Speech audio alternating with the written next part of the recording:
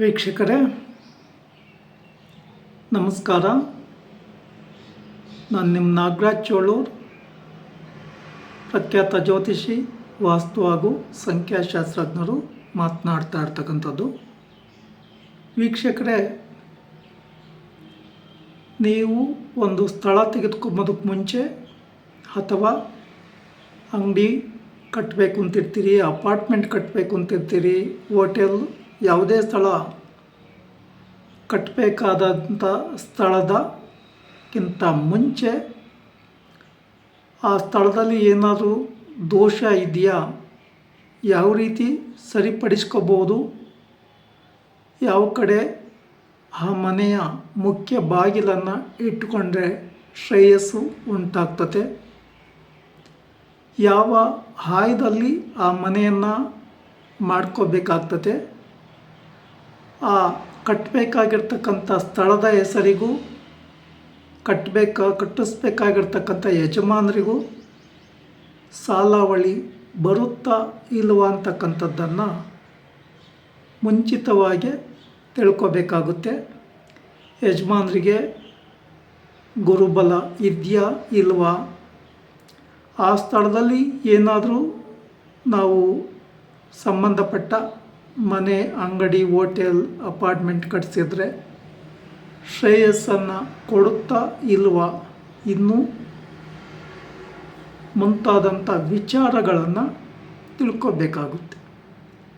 ಆ ಸ್ಥಳದ ಅಕ್ಕಪಕ್ಕ ಸುತ್ತಮುತ್ತಲಿನ ವಾತಾವರಣ ಯಾವ ರೀತಿಯಾಗಿರುತ್ತೆ, ನೆಗೆಟಿವ್ ಎನರ್ಜಿ ಕೊಡುತ್ತಾ ಪಾಸಿಟಿವ್ ಎನರ್ಜಿ ಬರುತ್ತಾ ಅಂತಕ್ಕಂಥದ್ದು ಮುಂತಾದಂಥ ವಿಚಾರಗಳನ್ನು ತಿಳಿದುಕೊಂಡ ನಂತರ ಆ ಸ್ಥಳವನ್ನು ತೆಗೆದುಕೊಳ್ಳುವ ಪ್ರಕ್ರಿಯೆಗಳನ್ನು ಮಾಡಬೇಕಾಗುತ್ತೆ. ಆ ಸ್ಥಳವನ್ನು ತೆಗೆದುಕೊಂಡು ಆದಮೇಲೆ ಅಲ್ಲಿನ ನಿಮ್ಮದು ಏನು ಆ ಸ್ಥಳದಲ್ಲಿ ಏನು ಕಟ್ಟಬೇಕು ಅಂತ ಇರ್ತೀರಿ, ಯಾವ ಆಯದಲ್ಲಿ ಕಟ್ಟಬೇಕು ಅಂತ ಇರ್ತೀರೋ ಆ ಸ್ಥಳವನ್ನು ಪೂರ್ಣವಾಗಿ ಸ್ವಚ್ಛ ಮಾಡಿಸಿ ಇಟಾಚಿ ತೆಗೆದುಕೊಂಡೋಗಿ ಅಲ್ಲಿನ ಸ್ಥಳದ ಆಯಾ ತಿಳ್ಕೊಂಡು ಅದಕ್ಕೆ ಸಂಬಂಧಪಟ್ಟಂಥ ವಾಸ್ತು ಪ್ರಕಾರ ಪ್ಲ್ಯಾನ್ ಮಾಡಿಸೋದು ಭಾಳ ಉತ್ತಮ. ಕೆಲವೊಂದು ಸಲ ಗಡಿಬಿಡಿಯಲ್ಲಿ ಇಂಜಿನಿಯರ್ ಪ್ಲ್ಯಾನ್ ಮಾಡಿಸ್ತೀರಿ, ಇಂಜಿನಿಯರ್ಗಳಿಗೆ ಆಯಾ ಗೊತ್ತಿರೋದಿಲ್ಲ, ಯಾವ ಕಡೆ ಮುಖ್ಯ ಬಾಗಿಲು ಬರಬೇಕು ಅನ್ನೋದು ಗೊತ್ತಿರೋದಿಲ್ಲ, ಯಾವುದಾದ್ರೂ ನೀಚ ಸ್ಥಾನದಲ್ಲಿ ಬಾಗಿಲಿಟ್ರೆ ಅಥವಾ ಇಂಜಿನಿಯರ್ ಪ್ಲ್ಯಾನ್ ಪ್ರಕಾರ ಅದು ಬೇರೆ ಆಯದಲ್ಲಿ ಕಾಕಾಯ ಆಗಿರ್ಬೋದು, ಶ್ವಾನಾಯ ಆಗಿರ್ಬೋದು, ಧೂಮ್ರಾಯ ಆಗಿರ್ಬೋದು, ಈ ಥರ ಆಯದಲ್ಲಿ ನೀವು ಅಲ್ಲಿ ಒಂದು ಅಪಾರ್ಟ್ಮೆಂಟ್ ಕಟ್ಟೋದು, ಹೋಟೆಲ್ ಕಟ್ಟೋದು, ಮನೆ ಕಟ್ಟೋದು ಮಾಡಿಕೊಂಡಾಗ ನೀವು ಏನೇ ಮಾಡಿದರೂ ಅದರಿಂದ ಶುಭ ಫಲವನ್ನು ನಿಮಗೂ ಸಿಗೋದಿಲ್ಲ. ನೀವು ಬೇರೆಯವರಿಗೆ ಬಾಡಿಗೆಗೆ ಕಟ್ಟಿ ಕೊಟ್ಟರೂ ಸಹ ಆ ಶುಭ ಫಲಗಳು ಅವ್ರಿಗೂ ಸಿಗೋದಿಲ್ಲ. ಆದ್ದರಿಂದ ಆ ಸ್ಥಳ ತೆಗೆದುಕೊಂಬೋದಕ್ಕೆ ಮುಂಚೆ ಅದರಿಂದ ಅನುಕೂಲ ಆಗುತ್ತೇನೋ ಆಗಿದ್ದರೆ ಆ ಸ್ಥಳವನ್ನು ತೆಗೆದುಕೊಳ್ಳಿ. ಉತ್ತಮ ಸ್ಥಳ ಪರಿಚಯ ಇರ್ತಕ್ಕಂಥವರು ಆ ಸ್ಥಳದಲ್ಲಿ ಲಾಭ ಶುಭ ಸಿಗುತ್ತೆ ಅಂತಕ್ಕಂಥ ಉತ್ತಮವಾದಂಥ ಜ್ಯೋತಿಷ್ಯರನ್ನು ಕರ್ಕೊಂಡೋಗಿ, ವಾಸ್ತುತಜ್ಞರನ್ನು ಕರ್ಕೊಂಡೋಗಿ ಆ ಸ್ಥಳ ತೆಗೆದುಕೊಂಡ್ರೆ ಲಾಭ ಆಗುತ್ತೆ ಅಂತ ಹೇಳಿ ಮಾಹಿತಿ ಬಂದ ನಂತರ ಆ ಸ್ಥಳವನ್ನು ಪರ್ಚೇಸ್ ಮಾಡಿ ನೀವು ಏನು ಮಾಡಬೇಕು ಅಂತ ಪ್ಲ್ಯಾನ್ ಇರುತ್ತೋ ಆ ಪ್ಲ್ಯಾನನ್ನು ವಾಸ್ತು ಪ್ರಕಾರ ಮೊದಲಿಗೆ ಪ್ಲ್ಯಾನ್ ಹಾಕಿಸಿ, ಆ ಪ್ಲ್ಯಾನ್ ರೆಡಿ ಆದಮೇಲೆ ಬೇಕಾದರೆ ನಿಮಗೆ ಲೋನ್ಗೀನ್ ಆಗಬೇಕಂತ ಇದ್ದರೆ ಅದೇ ಪ್ಲ್ಯಾನನ್ನು ಇಂಜಿನಿಯರ್ ಹತ್ರ ಕೊಟ್ಟು ಪ್ಲ್ಯಾನ್ ಮಾಡಿಸ್ಕೊಳ್ಳಿ. ಅನಂತರ ಶುಭ ದಿನದಲ್ಲಿ, ಶುಭ ಸಮಯದಲ್ಲಿ,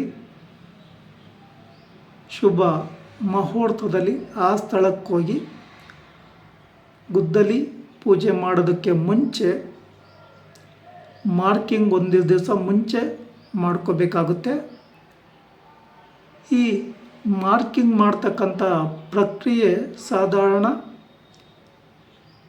ಒಂದು 4ರಿಂದ 5 ಗಂಟೆಗಳ ಕಾಲ ತೆಗೆದುಕೊತದೆ. ನೀವೇನು ಕಟ್ಟಬೇಕು ಅಂತಿರ್ತೀರೋ ಅದು ಪರಿಪೂರ್ಣವಾಗಿ ಎಲ್ಲ ದಿಕ್ಕುಗಳಿಗೂ ಗೂಟ ಹೊಡೆದು ನೂಲು ಹಾಕಿ, ಆ ಅಳತೆಯ ಪ್ರಕಾರ ಗೂಟ ಹೊಡೆದು ನೂಲು ಹಾಕಿ, ಆ ನೂಲಿನ 2 ಕಡೆಯೂ ಮಣ್ಣಿನ ಹುಡಿ ಅಥವಾ ಬಿಳಿ ಮಣ್ಣಿನ ಸುಣ್ಣದ ಹುಡಿ ಥರ ಹಾಕಿ ಎಲ್ಲ ಕೋಣೆಗಳಿಗೂ ಆ ಹುಡಿ ಬರೋ ಥರ ಮಾರ್ಕಿಂಗ್ ಮಾಡಿ ಮೊದಲನೇ ದಿವಸನೇ ಬಿಡಬೇಕಾಗುತ್ತೆ. ನಾಳೆ ಅಲ್ಲಿ ಪಾಯ ಪೂಜೆ ಮಾಡ್ತೀವಿ ಅನ್ನೋ ಒಂದು ಸಂದರ್ಭದಲ್ಲಿ ಒಂದು ದಿವಸ ಮುಂಚಿತವಾಗಿ ಈ ಮಾರ್ಕಿಂಗ್ ಎಲ್ಲ ಮುಗಿಸ್ಕೊಂಡು 2ನೇ ದಿವಸ ಶುಭ ಮುಹೂರ್ತದಲ್ಲಿ ಆ ಪಾಯವನ್ನು ಪೂರ್ವಾಭಿಮುಖವಾಗಿ ನಿಂತು ಪೂಜೆ ಮಾಡಬೇಕಾಗುತ್ತೆ.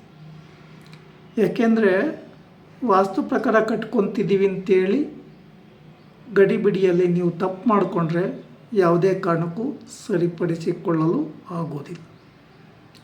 ವೀಕ್ಷಕರೇ, ಈ ವಿಡಿಯೋ ಇಷ್ಟ ಆಯಿತು ಅಂದರೆ ಲೈಕ್ ಮಾಡಿ, ಶೇರ್ ಮಾಡಿ, ನನ್ನ ಪೇಜನ್ನು ಫಾಲೋ ಮಾಡಿ, ಆ ಲೈಕನ್ನು ಒತ್ತಿ.